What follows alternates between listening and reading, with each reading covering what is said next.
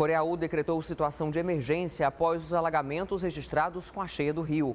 Várias ruas da cidade e áreas rurais ficaram cobertas pela água. O decreto permite que a gestão destine recursos para ações de recuperação dos locais atingidos, garantia de serviços essenciais e apoio às famílias. E está preso suspeito de matar uma adolescente de 17 anos em Irapuã Pinheiro. A garota teria recusado dinheiro para se relacionar com ele. Esse crime aconteceu no sábado e hoje a polícia localizou o homem em Acopiara.